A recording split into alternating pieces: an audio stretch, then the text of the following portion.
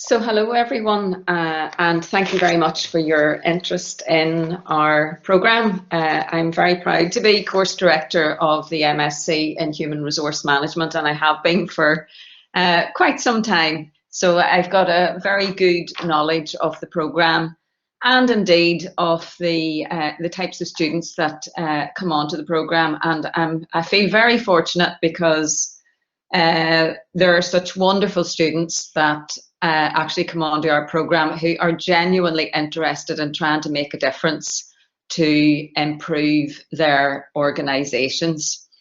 So I'm just going to share a few things with you, some general points about studying at Ulster University, and then some more specific things in relation to the programme itself. So let me just share a few slides with you. So we're very proud of what we do at Ulster, and your programme is housed within Ulster University Business School.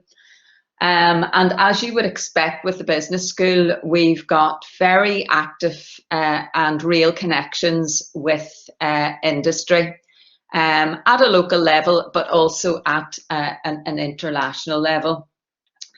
We are also very well known for the support that we provide to our students.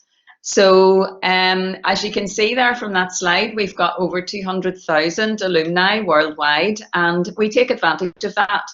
So we will call on past alumni who are obviously based in across all sectors of industry. And we call on those professionals to impart their knowledge and experience within our programs.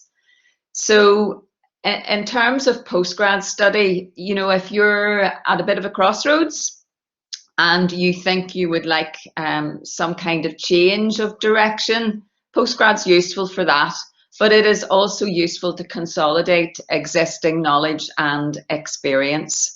And there's lots of compelling statistics out there to demonstrate that this will increase and enhance your employability and your career prospects.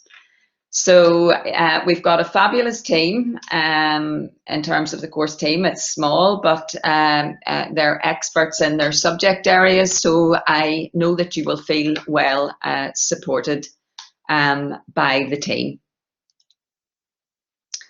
And just some stats here in terms of quantifiable benefits. It's quite nice to see these.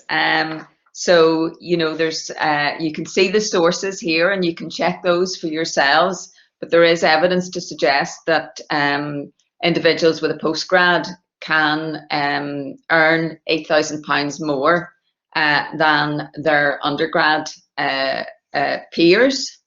And if you translate that over a lifetime, it's quite an interesting figure there, 266,000 extra earnings. So that's nice.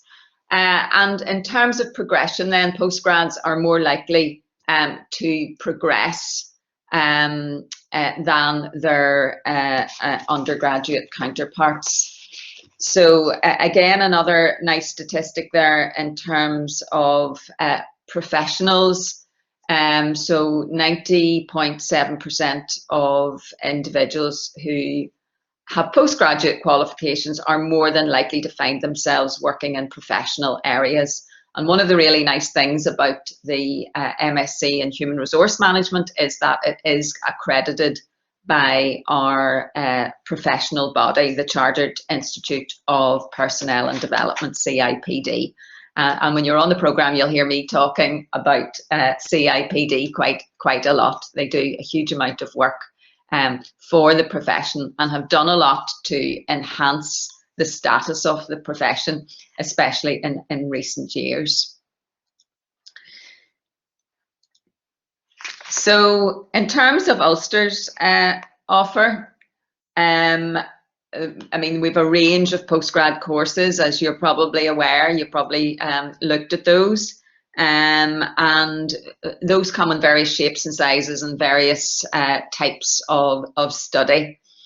In terms of the HRM Masters, our program is offered part-time, and I would imagine that most of the tutors going forward, based on our experience of the past year plus, we will be offering a more blended approach. Now, there was always an element of blended learning on the program, but that will be further enhanced. But there will be a requirement to actually attend physically the campus.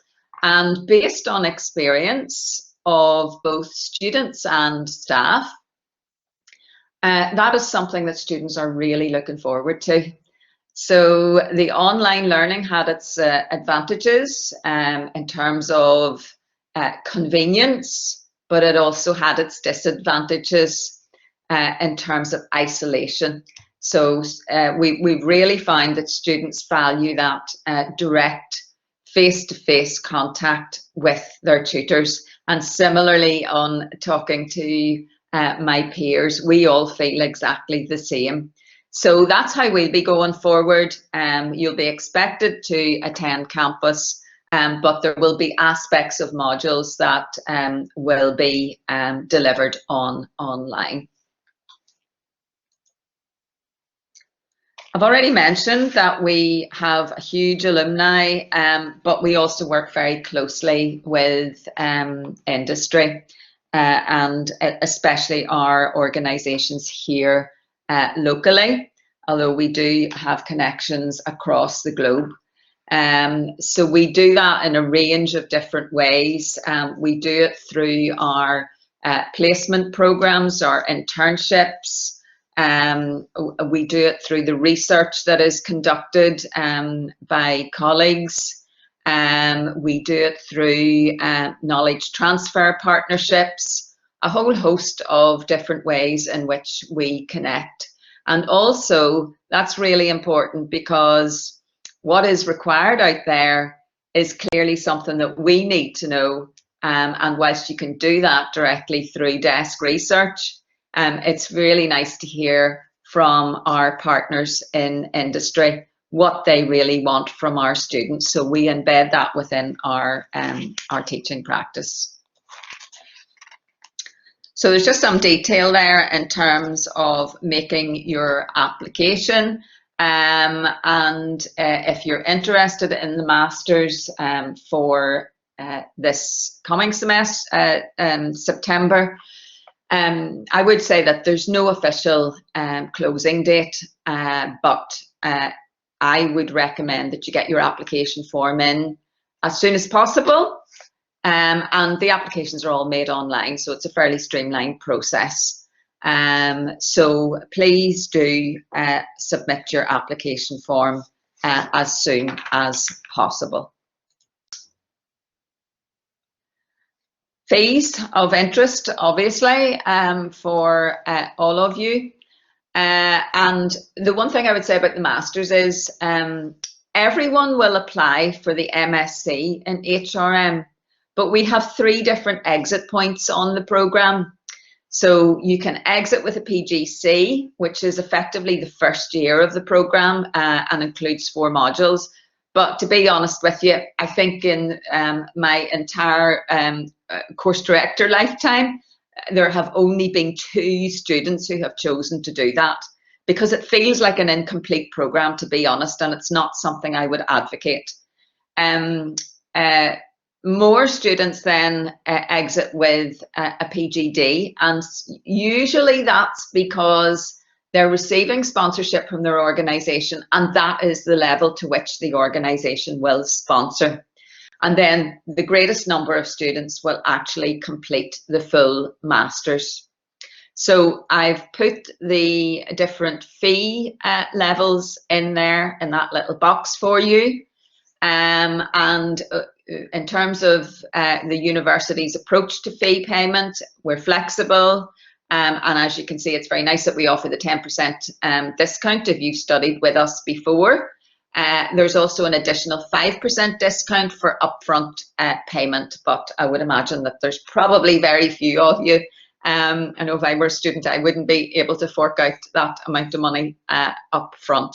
So you also can avail of a postgraduate loan, and you should check our website for details of that.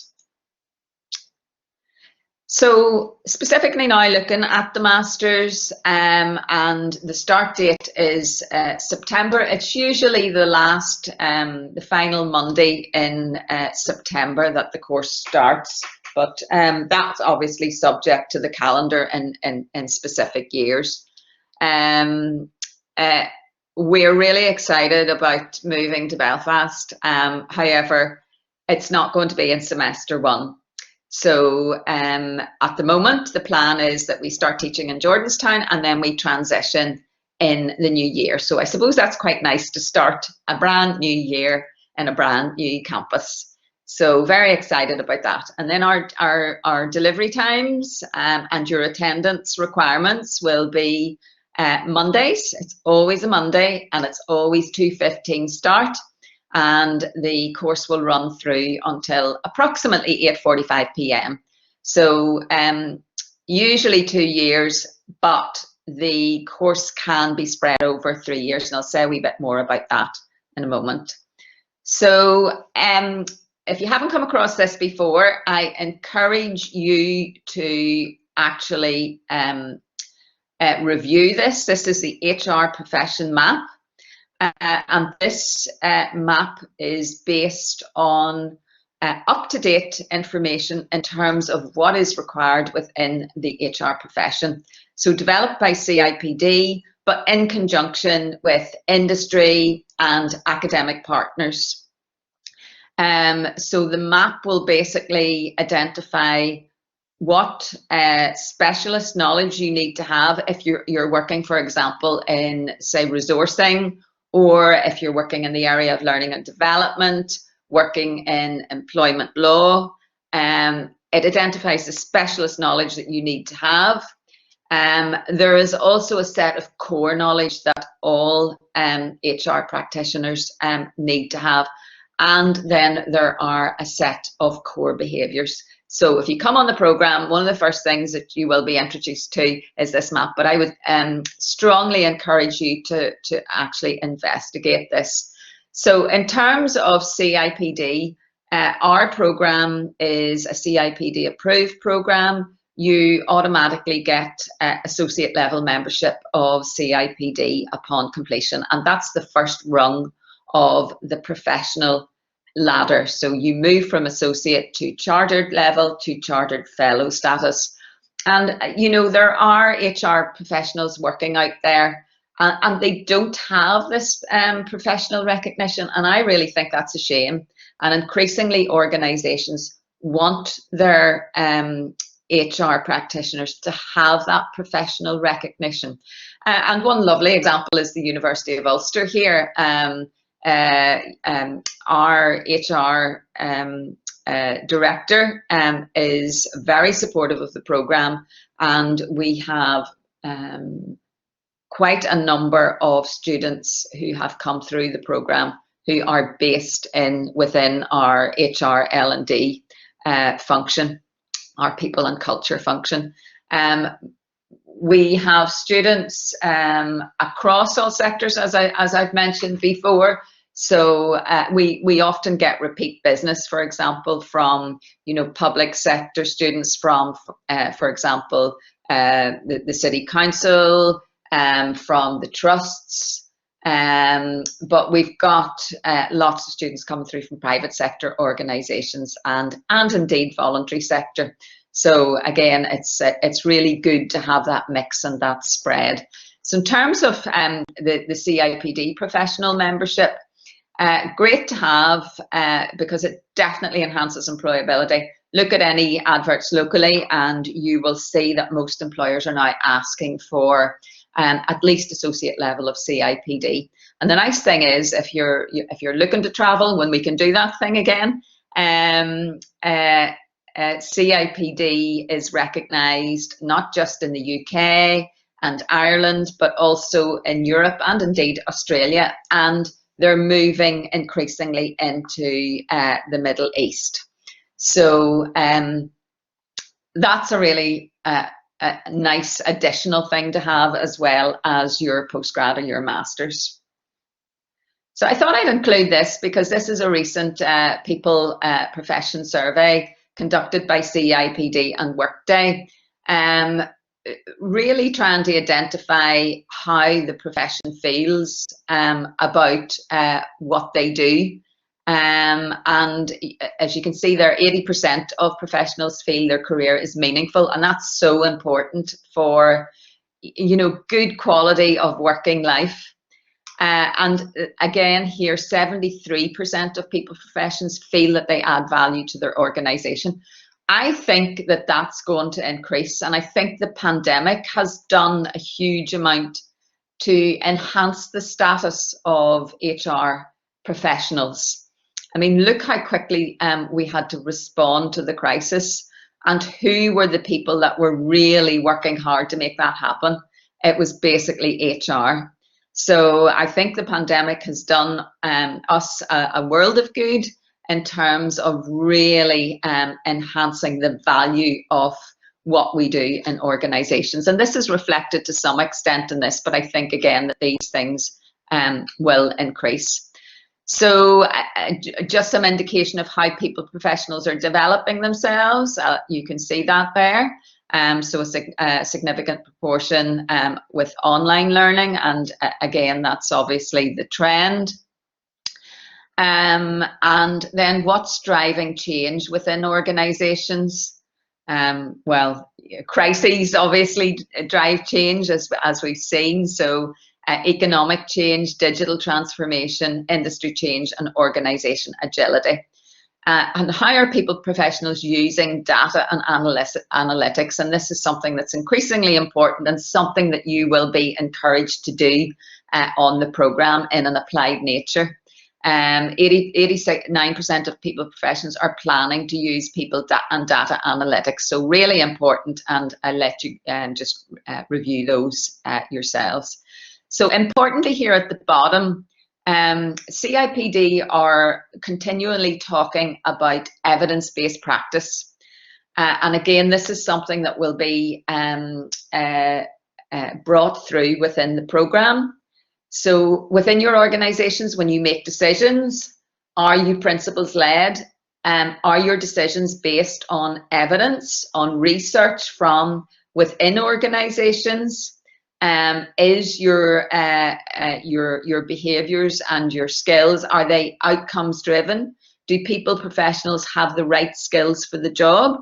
And sometimes what you find in organisations, HR are so busy developing other people that they often forget about themselves.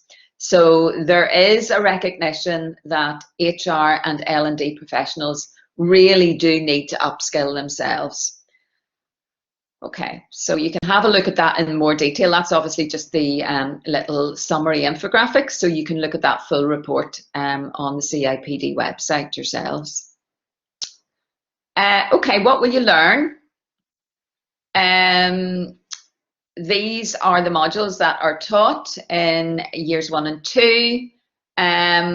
So I'll not go through those, they're fairly self-explanatory.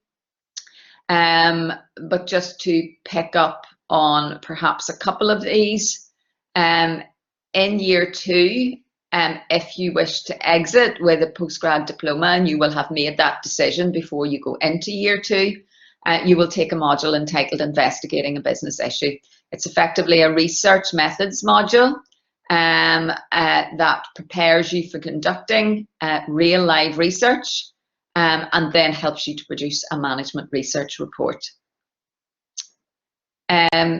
If you are, I've just realised there's something missing off there. So if you are choosing to do the MSc in Human Resource Management, you will actually take a module entitled Preparation for Dissertation. It's effectively the same module, but it has a different outcome. the outcome being a research proposal.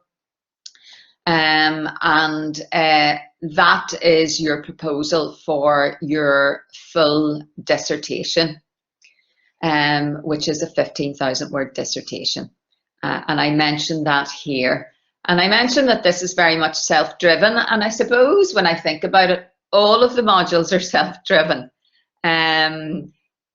So this one is particularly because you are basically on your own with your research, albeit you have the support of an academic supervisor, as you do for the management research report as well. So you have an academic supervisor to support you, and they're not there to tell you what to do. They're there to guide you through the process, because ultimately you become the expert in your chosen topic.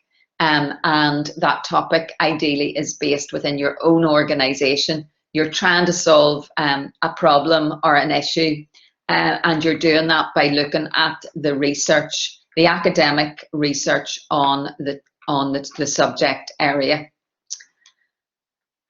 Okay, so how will you be taught? Already mentioned that it's Mondays at 2:15 through to roughly about 8:30, 8:45, with a break obviously for something to eat in the middle.